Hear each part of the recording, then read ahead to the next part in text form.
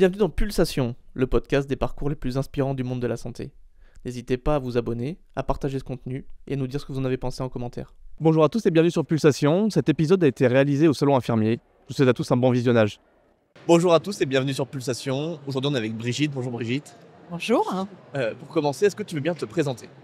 Alors, je suis Brigitte Feuillebois, je suis infirmière depuis maintenant 32 ans, formée à l'assistance publique Hôpitaux de Paris. J'ai une expérience effectivement plutôt hospitalière, mais en ce moment, et depuis quelques années maintenant, je vais essayer de parler moins vite. Ça va faire plus de 7 ans maintenant, je suis au ministère de la Santé en tant qu'experte conseillère sur l'exercice des professions non médicales et je travaille en particulier sur l'évolution des métiers, la création des métiers, notamment par exemple les infirmiers en pratique avancée. Et par ailleurs, depuis 3 ans, j'ai été nommée aussi auprès de l'Organisation mondiale de la santé pour être représentante infirmière française. Et donc, voilà, ça me permet aussi d'avoir du lien élargi par rapport à ce que l'on peut découvrir en France, mais surtout explorer aussi les expériences européennes, internationales.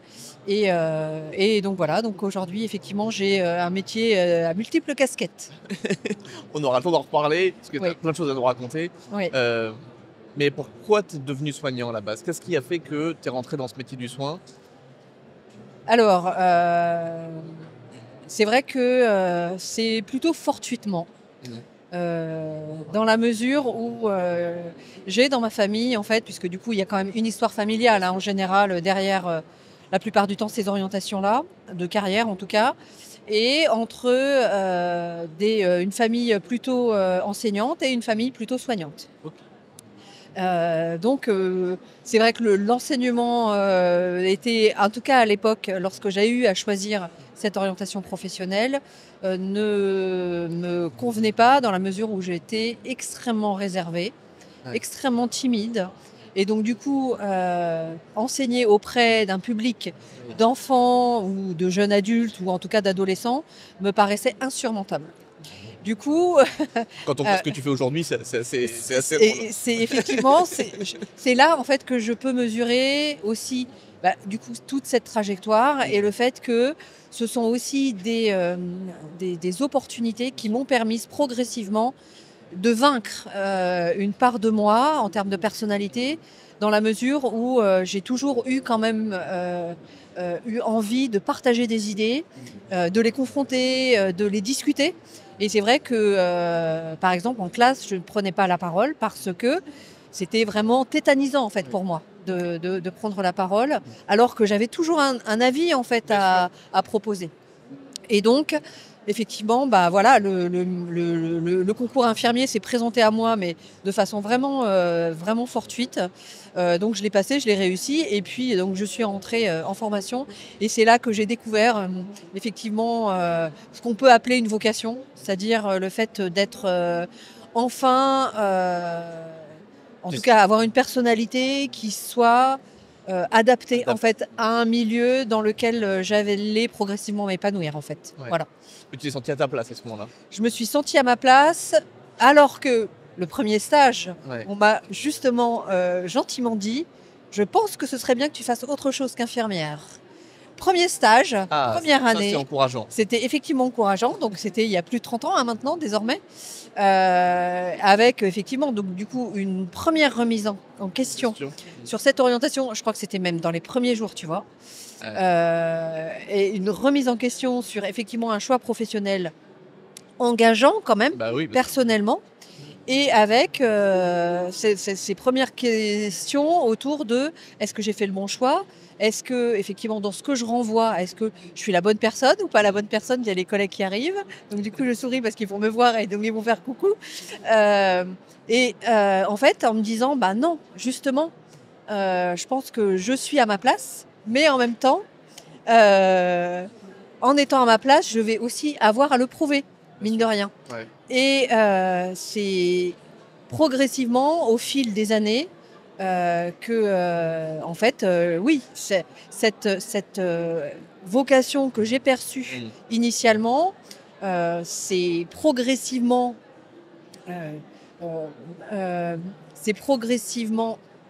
Ouais, ça va être, voilà. C'est pas C'est grave. progressivement, je sais que c'est pas grave, révélé Ouais. en fait à moi. Et surtout, mais non, mais voilà, mais du coup, vous me perturbez.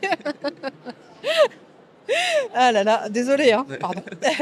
Et, euh, et du coup, voilà, alors au-delà de la vocation, Mmh. aujourd'hui, il me semble qu'il faut élargir aussi cette terminologie et cette manière d'appréhender le travail infirmier en y trouvant une aspiration, des valeurs, une identité particulière. Ce que je défends aujourd'hui, et effectivement, le sujet de la vocation me semble être éloigné de ce qu'on attend Ouais. aujourd'hui des infirmiers et des jeunes qui veulent effectivement aussi s'engager dans ce métier-là et surtout être moteur d'une volonté quand même collective de faire changer les choses, de faire changer le système de santé et d'y apporter, de l'optimiser et d'y apporter une plus-value par rapport effectivement à d'autres professions qui parfois sont plutôt mises en valeur par rapport à la profession infirmière. D'accord. Et du coup, ton identité de soignant, si on peut le dire comme ça, tu l'as vraiment construite pendant tes 3 ans d'études ou tu l'as tout après, comment tu l'as... Parce que c'est une nouvelle casquette qui est particulière à prendre quand même. Bah, en fait, c'est une nouvelle casquette, notamment parce que du coup, on change de manière de voir l'autre. Ouais. Et donc, du coup, de voir un être humain qui se trouve dans une situation de vulnérabilité pour la plupart du temps.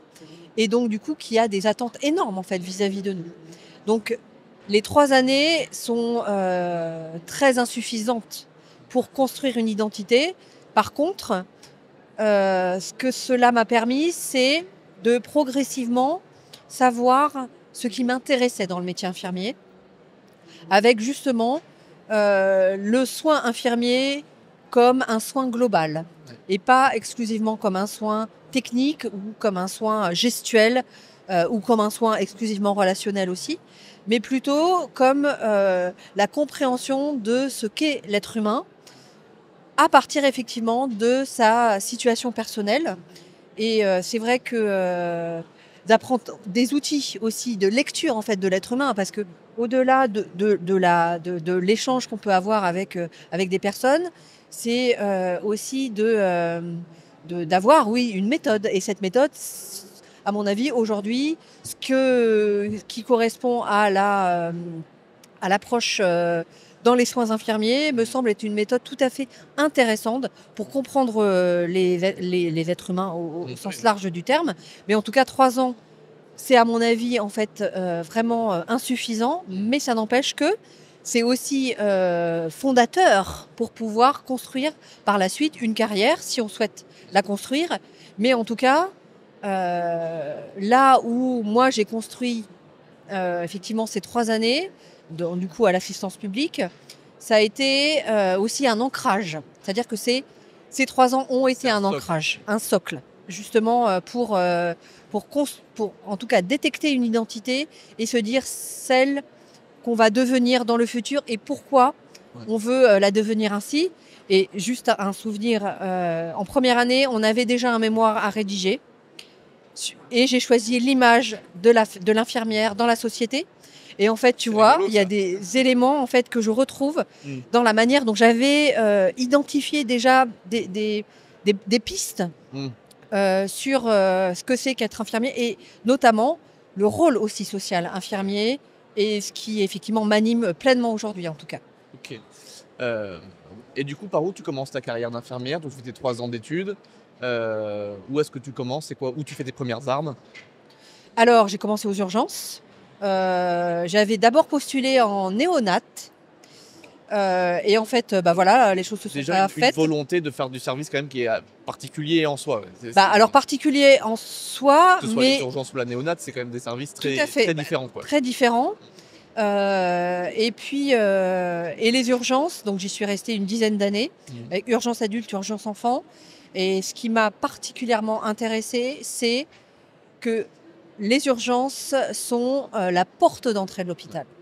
Porte d'entrée de l'hôpital à la frontière du soin, puisque du coup, aux urgences, au-delà, bien entendu, d'accompagner les problématiques de santé, qu'elles soient aiguës, graves, vitales, il y a aussi tout un contexte social, en fait, Bien sûr. pour appréhender l'être humain qui, en fait, ouvre la porte de l'hôpital, avec quand même cette historique que l'on a en termes de représentation sociale, l'hôpital, donc l'hospice, c'est-à-dire celui qui accueille les personnes qui n'ont pas d'autre lieu où aller.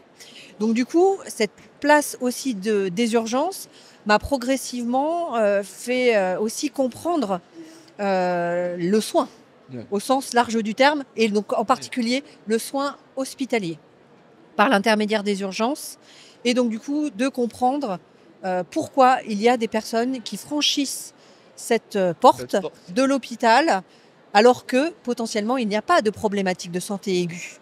Mais il y a une autre problématique qui est aussi le reflet d'un mal-être social et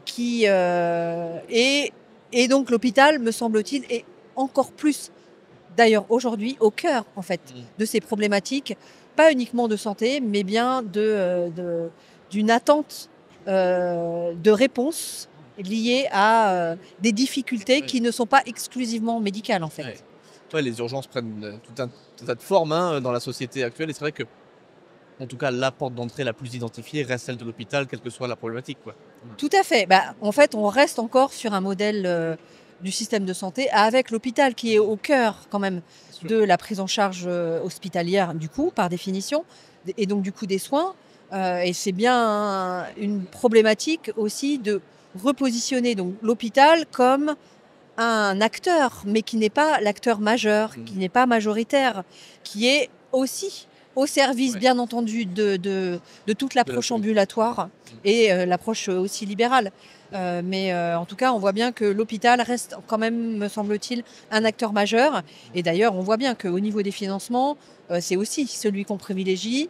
C'est aussi celui qu'on met en valeur lorsqu'il y a des problématiques de ressources humaines. D'ailleurs, je discutais tout à l'heure avec un concepteur qui travaille sur comment développer de la ressource humaine pour les libéraux. C'est-à-dire, alors pas développer de l'intérim, mais quand même trouver des ressources pour que les libéraux puissent aussi souffler, alors qu'en fait, ils n'ont pas de solution de remplacement particulière.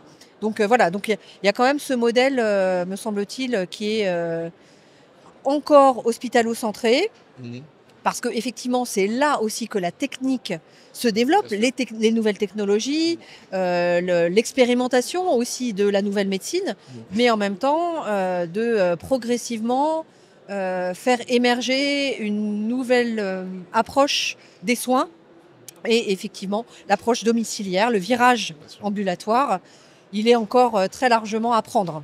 Oui, me semble-t-il. C'est une démarche qu'on a commencé finalement il n'y a pas si longtemps que ça. C'est ça. Et puis on voit qu'il se déploie avec quand même un peu de latence, si je peux dire. C'est ça, en tout cas avec des écueils parce que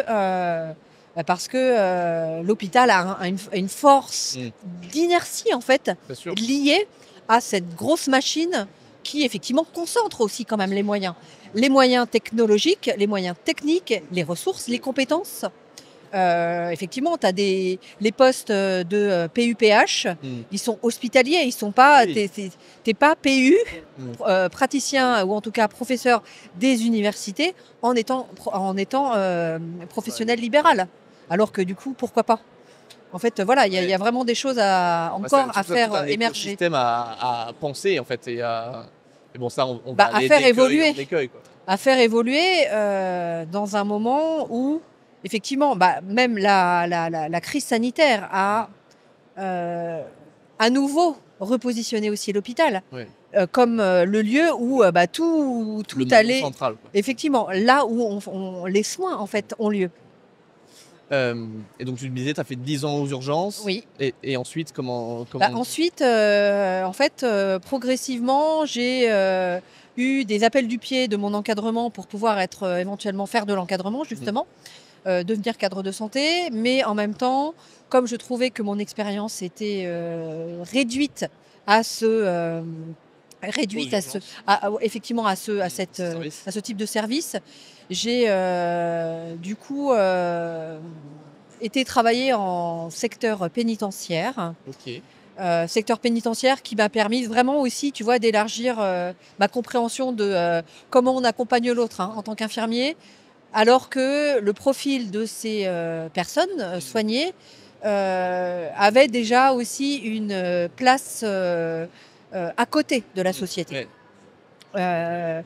Donc voilà, donc Ça cette pose expérience, beaucoup de questions aussi éthiques, morales. surtout euh, et morale et éthique. ouais. C'est-à-dire que en ayant des indications sur les motifs d'incarcération Mm. des personnes, est-ce que moi, en tant qu'infirmière, je ne suis pas moi-même juge Oui. et partie du coup des personnes que je vais avoir à soigner. Mm. C'est-à-dire que est-ce que j'ai une approche en tout cas égalitaire ou en toute équité auprès d'une personne qui a subi des violences ou qui a été meurtrier, qui a tué sa femme. Parce que du coup, j'ai ce souvenir-là et du coup, tu vois, je sens que j'ai encore de l'émotion dans cette expérience-là.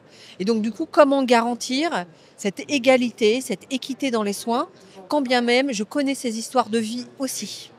Et là, ça m'a vraiment, effectivement, aussi confrontée, et comme tu le dis très justement, à les problématiques d'éthique professionnelle, de déontologie professionnelle et de positionnement objectif, neutre, Ouais. quelle que soit la personne que l'on a à accompagner, à soigner, quand bien même, effectivement, ces histoires de vie sont tout à fait, peuvent faire des échos en nous. Oui, bien sûr. Et bien de toute façon, même quand on est à l'hôpital, Oui, oui. quels que soient les services, en fait, on a été, à mon avis, tous, enfin, c'est pas à Oui. mon avis, je suis persuadée, Tous on a confrontés confronté à des échos personnels qui nous ont re-questionnés sur notre positionnement, en fait, et sur notre manière d'appréhender notre métier de façon la plus objective, la plus neutre possible, même si je pense qu'être soignant, c'est justement ne pas être neutre. Ouais. Justement, c'est mettre des émotions, comprendre l'autre, être empathique, congruent. Mais donc, du coup, c'est bien parce que ça réagit en nous Bien sûr. qu'on Ouais. peut aussi être meilleur soignant, me semble-t-il. Voilà. Mais Mais c'est un sujet qui m'intéresse beaucoup. Moi, j'ai été infirmier militaire. Et c'est pareil, quand on vient questionner des gens qui sont censés être notre ennemi, mais qui là sont blessés et qu'on doit tout à soigner, fait. ça pose des vraies questions de où est-ce que je me positionne, qui je suis, qu'est-ce que je représente pour moi, pour lui. Parce que c'est aussi parfois être exposé à des gens qu'on doit soigner, mais qui ne veulent pas qu'on les soigne, qui veulent parfois même pas qu'on les touche. Donc c'est vraiment des questionnements de soins qui sont très différents, très délicats en vérité à gérer, parce que même si je l'ai vécu plusieurs fois, j'ai toujours pas la bonne réponse de comment Tout il à faut fait. faire. Tout à fait. Et j'imagine que dans le pénitentiaire, c'est la même chose. C'est ça, Confronté c'est à ça. des gens. Si on t'en parle comme ça en conduite, tu te dis, mais jamais j'ai envie de le soigner, lui. Bien On sûr. ne demande pas si tu as envie. Mais c'est ça, et en Tu même dois temps, le faire. mais c'est ça, c'est à moi de le faire. Mais en même temps, ça permet aussi d'identifier nos propres limites. On a des limites en tant que soignant, et il faut être en capacité de les détecter, éventuellement de les surmonter, de faire en sorte de les faire progresser peut-être aussi, parce que justement, on a cette nécessité, cette obligation morale du coup d'intervenir. Parce que du coup, si effectivement tu es en situation d'urgence et que du coup cette personne, tu te dis, non, en fait, j'ai pas envie de la soigner, je peux pas la soigner. Humainement, en tout cas, moi, Oui. vis-à-vis de cette personne-là, je ne peux pas le faire, alors que je suis toute seule face à cette situation, il va bien falloir que j'intervienne. Donc, il va bien falloir que je construise, je fasse évoluer mes propres limites pour surmonter, en fait, cette problématique-là. Donc, en tout cas, le milieu carcéral a été vraiment intéressant, mais les urgences aussi, Bien sûr. en fait, Oui, non, c'est un beau reflet de sur la des société, communautés en fait. particulières qui effectivement refusent la transfusion, par exemple, Ouais. alors que du coup, tu sais que c'est effectivement le geste ultime qu'il faut réaliser pour sauver la personne. Et puis pour toi, c'est un geste qui est presque anodin, parce que c'est un geste Tout à qui est fait. quotidien. Tout à fait, Donc, tout à fait, comment tout à ça se fait. fait qu'ils en arrivent à refuser ce geste qui Exactement. pour nous est une évidence Tout à fait. et qui pourrait sauver la vie des gens, Ouais. qui sauve la vie Exactement. des gens tous les jours. Oui. Et là, cette personne va mourir parce que on peut pas faire ce truc qui pour nous est anodin. Oui, et puis en même temps, toi, tu sais que ton job, c'est ça. Ouais, C'est de bien soigner, de faire en sorte que la vie continue, en fait. Et ça, et donc, du coup, je rebondirai après sur que la vie continue, mais aussi accompagner la mort. Parce que, du coup, c'est toute la complexité, quand même, de notre métier. C'est qu'en fait, on accompagne la vie pour faire en sorte, effectivement, qu'elle puisse être la plus facilitante possible. Mais en même temps, on accompagne la mort. Bien sûr. Voilà, dans d'autres. Et donc, du coup, ce milieu carcéral, donc j'ai été effectivement encadrante ensuite du coup en EHPAD, en tant que faisant Parce que fonction de cadre. Tu as été cadre en milieu carcéral ou... Non, j'étais pas. Ok. Non, j'ai T'étais développé restée en plutôt. tant qu'infirmière et tu as Effectivement. fait faisant fonction après à À ce l'EHPAD. moment-là, effectivement, j'ai été recrutée en tant que faisant fonction de cadre en EHPAD hospitalier. Et c'est là où, effectivement, il y a encore quelque chose qui a pris une autre dimension, c'est-à-dire, du coup, accompagner des projets de vie et des projets de mort, avec des problématiques de demande d'aide à mourir. Et c'est vrai qu'à l'époque, moi, j'avais la loi Leonetti, entre guillemets, qui émergeait, en fait. Et donc, du coup, ces demandes-là, comment, en tant que cadre, en tant qu'équipe soignante, on pouvait aussi répondre à ces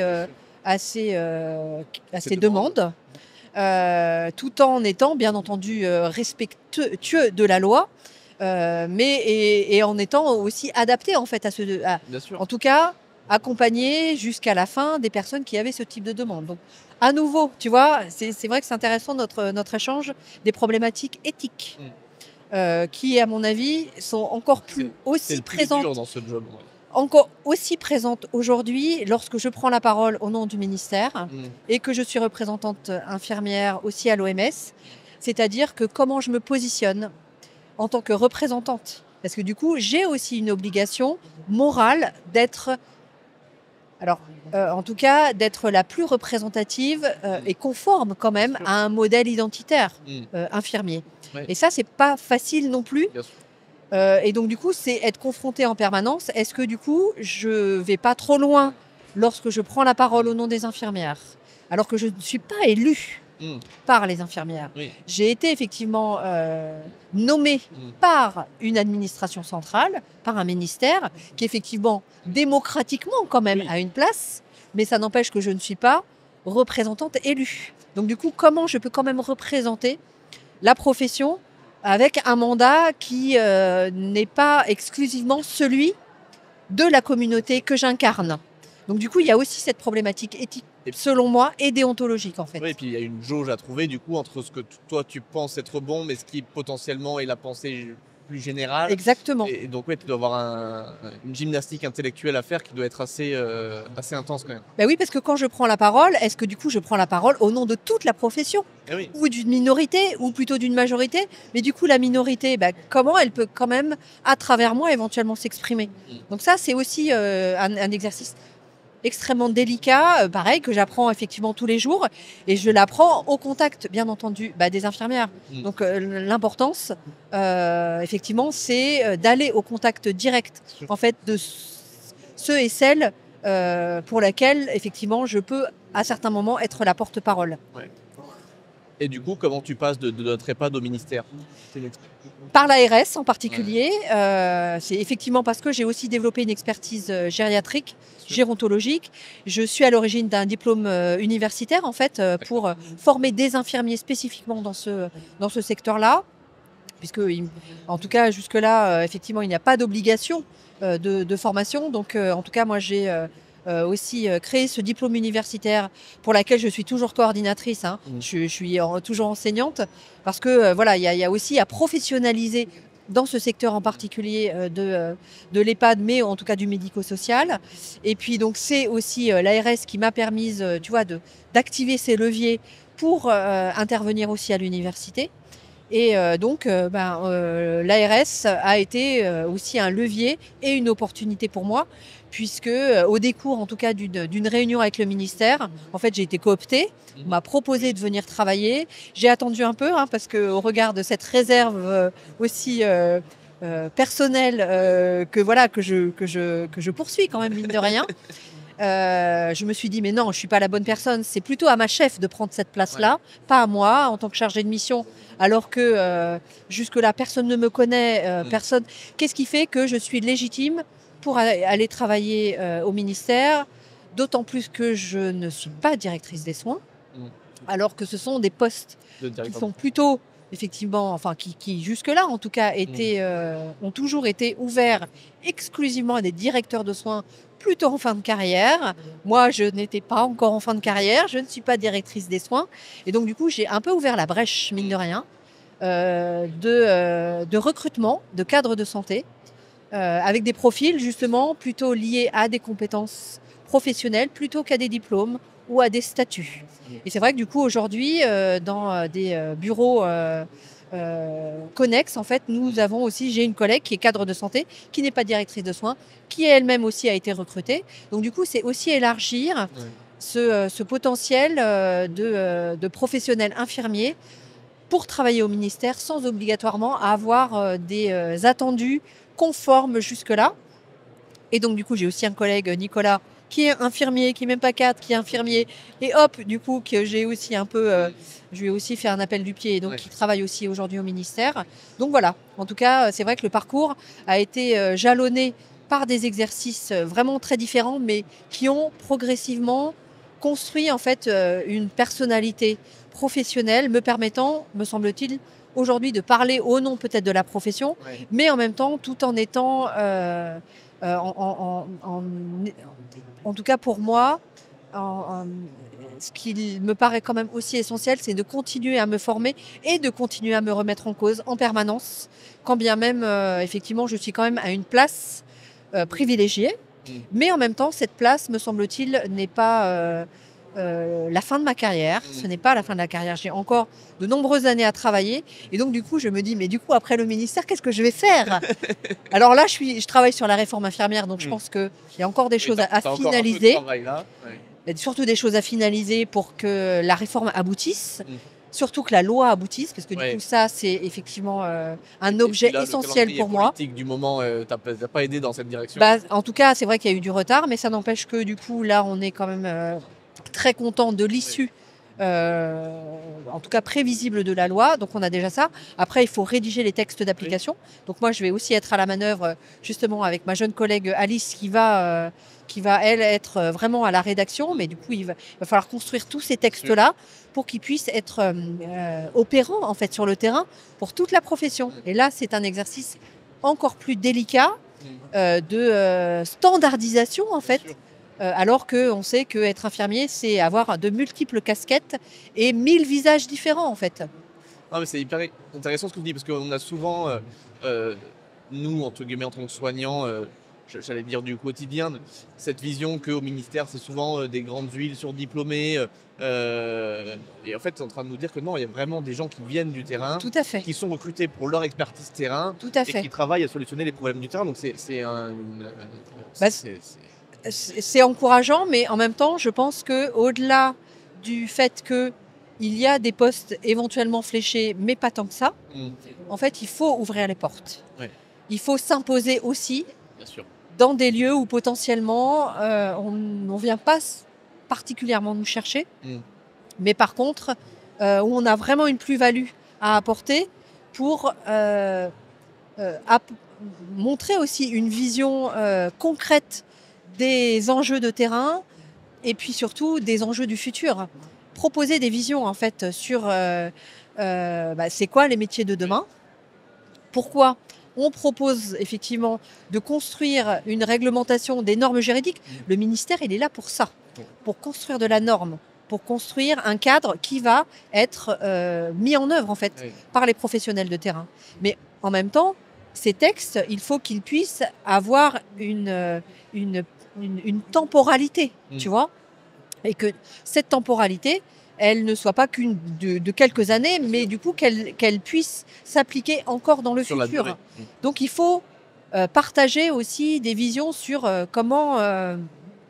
quels sont les besoins des professionnels d'aujourd'hui, mais quels vont être aussi leurs besoins de demain pour répondre de façon très précise, ou en tout cas la plus optimale, la plus rapprochée possible des attentes de la population. Concrètement, aujourd'hui, ton quotidien en ministère, c'est quoi tes missions? Comment se déroulent tes journées? Parce qu'on te voit beaucoup sur beaucoup de sujets. Alors, en fait, j'ai pas de journée type. Alors, bien entendu, j'ai des réunions dans lesquelles je suis sollicitée, où justement, je viens présenter mon avis d'experte ou de conseillère, et donc aborder la vision soignante dans justement des réunions extrêmement vues avec un œil plutôt technocratique, administratif, pour justement équilibrer les approches, les représentations. Donc effectivement, la plupart du temps quand même beaucoup de réunions, parce que du coup, les infirmiers aujourd'hui sont au cœur même de toutes les politiques publiques. Que ce soit dans le champ expérimental, que ce soit dans le champ des transferts de compétences, de la redistribution effectivement des activités, mais que ce soit effectivement dans la réforme qui est portée en particulier par le ministère, mais par la Direction générale de l'offre de soins, par la Direction de la sécurité sociale, par la Direction du travail. Donc tous ces groupes de travail, effectivement, la plupart du temps, j'y assiste pour apporter aussi ma vision 360. Parce qu'il me semble qu'aujourd'hui, je suis aussi au cœur de ces compréhensions des enjeux professionnels dans un écosystème pluriel en fait. Mais aussi, c'est répondre à toutes les sollicitations, éventuellement des professionnels de terrain, à qui bien volontiers, bien entendu, je réponds, qui peuvent me solliciter sur des questions extrêmement précises, personnelles, mais aussi les ARS, qui sont aussi nos partenaires en fait territoriaux. Donc en fait, il y a donc ce travail, je dirais plutôt de bureau, mais il y a bien sûr tout le travail de terrain et assister, venir, prendre la parole dans des endroits où effectivement je suis invitée, mais aussi à des endroits où je m'invite parce que il me semble, et en particulier par exemple là où la politique locale est en train de se créer, en particulier donc avec les maires de France. Donc là, on voudrait effectivement, tu vois, développer des solutions en fait qui pourraient être proposées par les infirmiers de terrain sur comment répondre à des problématiques d'accès aux soins. Donc c'est le travail de terrain plutôt politique, d'influence, mais de prise de parole aussi, pour faire passer des messages, présenter aussi les travaux du ministère, mais aussi des travaux plutôt plus techniques qui sont plutôt réalisés avec des partenaires multiples et qui effectivement progressivement s'agrandissent, mais aussi être directement, en tout cas, accessibles pour les infirmiers. Et du coup, là, concrètement, tu travailles beaucoup sur cette nouvelle réforme du métier d'infirmier. Je pense que tu as une vision assez claire de l'ensemble de l'écosystème. Comment tu envisages l'avenir de la profession dans cette société qui se transforme beaucoup? Comment tu imagines le métier d'infirmier dans 5, 10, 15, 20 ans? Alors, la première chose, déjà, c'est de rendre visible le rôle social des infirmiers. Quand je parlais tout à l'heure de mon expérience, et notamment du fait qu'un être humain, enfin bon, tous les infirmiers le savent très bien, pardon, c'est un être social avant tout. Et donc du coup, en étant un être social, il a des besoins sociaux auxquels potentiellement les infirmiers peuvent aussi répondre. Parce que la profession permet de comprendre ce qu'est un être humain dans sa globalité, de façon holistique. Et donc du coup, c'est aussi important de montrer que les infirmiers savent aussi faire ça, notamment dans le champ du rôle propre. Donc l'élément essentiel aujourd'hui, c'est de valoriser le rôle propre par rapport au rôle sur prescription. Et donc d'équilibrer dans le champ législatif ce qui relève du rôle propre et du rôle sur prescription pour laisser une place à l'autonomie infirmière. Donc l'infirmier de demain, il a une place importante dans un champ de décision propre à son rôle. Et notamment parce que c'est un professionnel de premier recours. Là, effectivement, la proposition de loi développe toute la partie de l'accès direct, en fait, aussi des infirmiers auprès de la population. Donc, être capable de prendre des décisions, d'orienter, de réaliser certains actes, d'avoir un champ relationnel qui soit le plus optimal possible, le plus en réponse en fait aux besoins de la personne effectivement qui consulte ou qui va vers une infirmière ou un infirmier, me semble aujourd'hui essentiel. Donc cette vision, il faut qu'elle soit aussi portée par les textes. Donc c'est en tout cas, je dirais pas mon combat, mais en tout cas mon plaidoyer. C'est-à-dire utiliser aussi ces leviers du droit pour rendre visible le métier infirmier. Mais du coup, pour aussi que progressivement, il y ait cette place qui soit prise par les infirmiers, quand bien même c'est la profession la plus nombreuse dans l'écosystème, quels que soient les États, d'ailleurs, c'est pas exclusif à la France, mais que du coup, il y ait aussi progressivement, au-delà de ce rôle professionnel technique, de soignants, qu'il y ait aussi un rôle dans le champ de l'université, donc aussi mettre des infirmiers en tant qu'enseignants-chercheurs, maîtres de conférences, pour équilibrer aussi les forces académiques, universitaires, là où on pense, là où on fait de la recherche. Donc c'est aussi des infirmiers au service de la recherche, de la science, en fait, au sens large du terme, mais aussi, du coup, dans les hôpitaux. Donc c'est avoir éventuellement des directions, pas uniquement des directions de soins, qui soient portées par des directeurs qui sont issus de la profession infirmière, mais des directeurs d'hôpitaux infirmiers, qui soient en capacité aussi d'apporter leur vision soignante à un hôpital, pas exclusivement une vision liée à de la gestion en fait hospitalière, mais aussi à de la vision soignante, même si le rôle des directeurs de soins est celui-là aujourd'hui, mais il me semble qu'il faut le renforcer pour qu'il puisse y avoir éventuellement vraiment des positions en tant que exactement de leadership aussi à la tête en fait des hôpitaux, mais d'autres structures en fait, même des cliniques. Éventuellement penser aussi des cliniques pour lesquelles il y aurait vraiment des infirmiers à leur tête, mais aussi les infirmiers en tant que professionnels de santé publique. Alors là, effectivement, on parle de leadership dans les différentes facettes en fait qui sont aujourd'hui possibles. Donc dans le champ de la santé publique aussi, en tant que préventeur, en tant que promoteur de la santé, pas exclusivement dans le champ du sanitaire, mais bien entendu de la promotion de la santé, mais aussi dans le leadership politique, donc à l'Assemblée nationale, au Sénat, pour que aussi il y ait une influence de la société par des infirmiers. Et ça, enfin voilà, moi ça m'intéresse beaucoup, en fait, de comprendre toute la place, en tout cas, que peut occuper la profession infirmière, parce qu'elle a un rôle social et elle a la possibilité de changer les choses.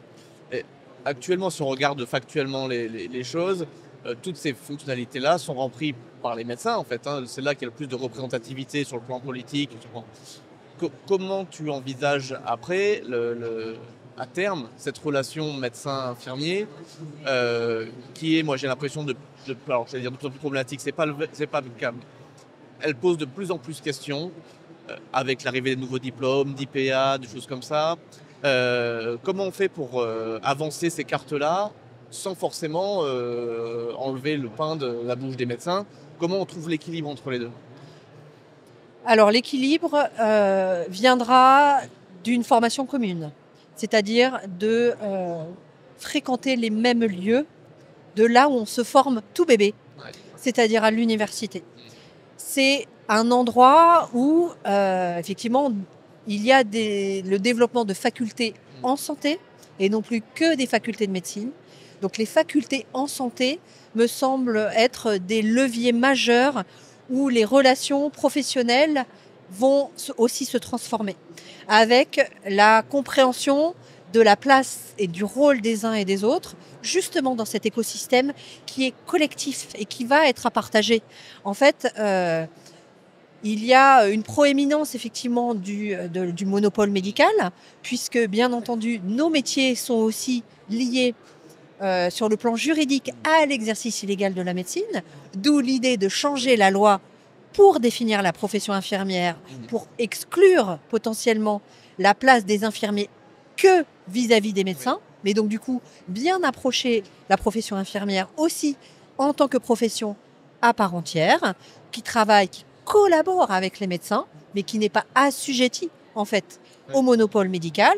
Donc il y a ce levier juridique, mais aussi bien entendu ce que je disais, le levier de la formation, où effectivement, et en particulier l'université, qui va permettre justement aux professionnels de collaborer, d'avoir des enseignements communs et donc potentiellement de mieux se comprendre pour éviter effectivement de s'observer comme concurrents. Et puis de toute façon, je pense que dans les années à venir, il va y avoir de la place pour tout le monde, vu effectivement les demandes exponentielles de la population. C'est rigolo ce que tu dis, notamment au niveau de la formation, parce que moi j'ai eu une intervention il n'y a pas très longtemps là, où on me posait cette question de comment on fait travailler les gens ensemble. Et ma réponse c'était, en fait il faut arrêter de siloter. En fait, aujourd'hui on a une école d'aide-soignante, une école d'infirmière, une fac de médecine, Et arrivé au bout, tous on tire un trait, on dit maintenant vous travaillez tous ensemble. C'est ça. Et en plus je grossis le trait, mais on faut rajouter les kinés, les diètes, tout ça Tout à qui fait. sont partis par contre. Et on nous dit voilà, vous avez franchi la ligne, maintenant vous travaillez tous ensemble. Mais quel est le rôle de chacun? Comment on s'articule? On a tous des idées préconçues préconçues du travail des autres, mais concrètement sa mission, à qui je peux faire appel, pour quelle problématique, quel sujet, c'est plein de sujets auxquels que les gens découvrent sur le terrain, alors que finalement pendant l'école, ça pourrait être le temps de se découvrir, de Tout se à fait. rencontrer, de travailler en Ce qu'on fait au collaboration. collège, ce qu'on fait au lycée, en fait. Je veux dire, Oui. on vient de plein de milieux différents et c'est bien, on apprend. On apprend à devenir des citoyens ensemble. Et donc, du coup, à l'université, il faut apprendre à être des professionnels de santé ensemble, en fait. Bien sûr. Mais bon, ça va prendre quelques années, mais ça n'empêche que c'est vrai que du coup aussi, ce virage de l'universitarisation est aussi le moment opportun, en fait, pour pouvoir progressivement faire évoluer ces places respectives pour être à côté et pas en dessous. Et du coup, faire gommer ces hiérarchies qui se sont construites historiquement, mais en tout cas les effacer progressivement. Et je pense que du coup, la pratique avancée est aussi une opportunité pour effacer progressivement et se rendre compte qu'il y a des intermédiaires possibles et que ces intermédiaires, en fait, sont tout à fait efficaces, opérants, sans effacer la place des uns et des autres. Que ça peut être un maillon de la chaîne qui résout des problèmes. En fait, Tout à fait, tout à fait. Tu as dit que du coup, tu as été nommé là, à l'OMS. C'est quoi du coup ton rôle aujourd'hui à l'OMS? C'est quoi ta fonction? Alors, ma fonction principale, c'est effectivement de participer à des réflexions avec des collègues effectivement qui sont issus des autres États membres pour pouvoir partager en fait des expériences, notamment des systèmes de santé qui existent dans nos États respectifs. Et éventuellement utiliser ces expériences étrangères pour les expérimenter au sein de nos équipes, voire de les exporter justement aussi vers d'autres pays. Donc ça, c'est effectivement déjà une activité en tant que telle. Après, c'est aussi mettre en commun des problématiques que nous rencontrons unanimement, en particulier l'attractivité et la fidélisation des professionnels infirmiers, puisque les enjeux sont majeurs pour le futur, pour les quelques années à venir. Il y a effectivement des écueils et surtout un tsunami quand même en termes de ressources qui va nous arriver, et donc il va falloir préparer. Et le préparer, c'est pas chacun effectivement dans nos États membres que nous pourrons le faire, puisque notamment au niveau européen, il y a cette mobilité possible. Donc comment rendons-nous souple cette mobilité tout en maintenant quand même nos ressources au sein de nos États membres. Donc il y a tout ce sujet aussi, et donc il y a une stratégie là à laquelle je participe sur l'attractivité et la fidélisation jusqu'en 2027, où on va travailler à des politiques publiques en fait, au-delà de ce qui est déjà fait en fait dans chacun des États, mais du coup à une politique plus large, européenne, voire internationale, pour développer des leviers en fait d'attractivité. Même si on sait que la profession infirmière est attractive, en tout cas Parcoursup nous le prouve, mais ça n'empêche que maintenir les professionnels dans le métier. Et donc du coup, moi je voudrais vraiment travailler une stratégie autour du mentorat, créer en fait un dispositif ad hoc au sein des structures mobiles qui permettent, mais ça il faut... Je m'inspire de pays qui ont déjà ça. L'OMS a déjà ces ressources-là, mais qui reste, me semble-t-il, encore, en tout cas en France, trop théorique, en fait. Voilà. Du coup, tu as beaucoup de sujets en transversal, on va dire.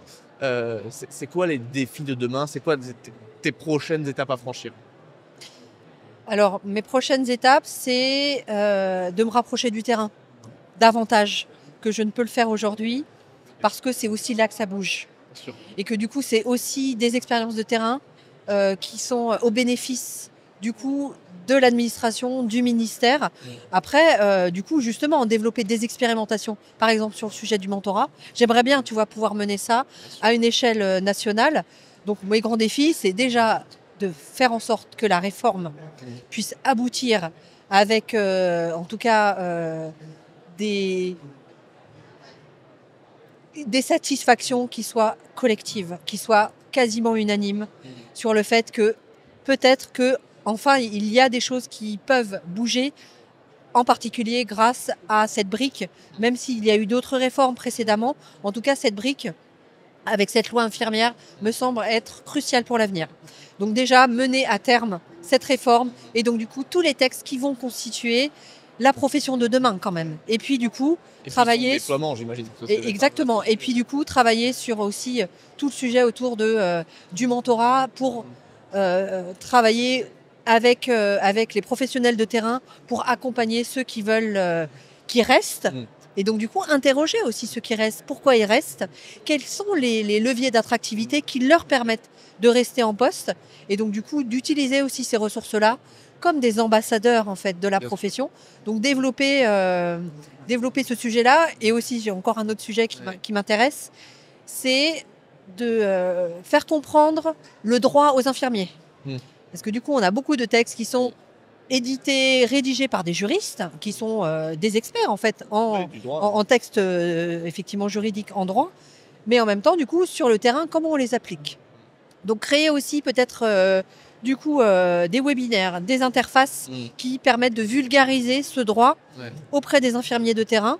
Donc c'est ça, en fait, c'est aussi peut-être ouvrir des espaces de dialogue supplémentaires pour être vraiment à l'interface de ce monde administratif et de ce monde de terrain. Voilà. Non, mais en tout cas, super. On arrive au bout de notre entretien. Est-ce que tu as une anecdote à nous partager, quelque chose que tu as vécu, une expérience de soins qui t'a marqué et que tu amènes dans tes bagages toujours aujourd'hui? Alors, ce qui m'importe vraiment aujourd'hui, et voilà, pour aussi mettre fin à cet échange très, très intéressant, je dirais que c'est rester soi-même le plus possible, être en capacité de se remettre en question. À des moments où potentiellement on sent qu'on peut un peu franchir une frontière qui ne nous correspond peut-être plus. Et donc du coup, rester aussi humble vis-à-vis effectivement de ce que nous offrent les occasions, les opportunités, mais surtout saisir les opportunités et ouvrir des portes. Voilà. Merci beaucoup. Merci beaucoup, c'est un plaisir de t'avoir. Et puis à très bientôt. À très bientôt, Alexandre.